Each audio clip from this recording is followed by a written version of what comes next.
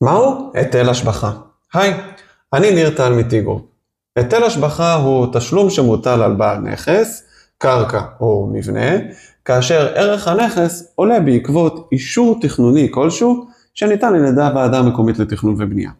זהו לא מס רגיל, אלא השתתפות של הבעלים ברווח שנוצר לו מהשבחת הקרקע או הנכס. מתי יש השבחה?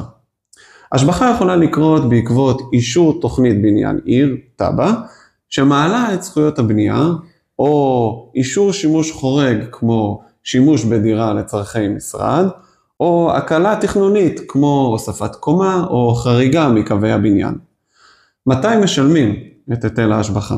התשלום מתבצע בעת שימוש הזכויות, כלומר בעת מכירת הנכס או הוצאת היתר הבנייה, או בעת שימוש החורג או הקלה בפועל, כלומר, לא מיד עם האישור התכנוני, אלא כשתכלס מממשים ומנצלים את ההשבחה עצמה או מוכרים אותה.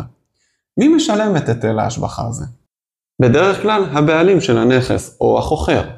אם יש מחירה, לפעמים הצדדים מסכמים על מי ישלם, המוכר או הקונה, אבל מבחינה חוקית, המוכר הוא זה שחייב לשלם. כמה כסף משלמים? גובה ההיטל הוא 50% מההשבחה שנוצרה, כלומר, חצי מהעלייה בערך הנכס בעקבות האישור. בואו ניקח לדוגמה. שווי הנכס לפני התוכנית הוא 1,000,000 שקלים. שווי הנכס אחרי התוכנית הוא 1,400,000 שקלים. ההשבחה שנוצרה היא 400,000 שקלים. היטל ההשבחה הוא בדיוק מחצית מ-400, 200,000 שקלים.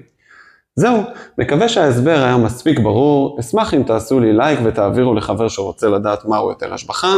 אם יש לכם שאלה בכל דבר, אשמח שתרשמו לי בפרטי ואולי נעשה מזה איזשהו סרטון. ועוד דבר, לעוד תוכן תעקבו. ניפגש בסרטון הבא, להתראות.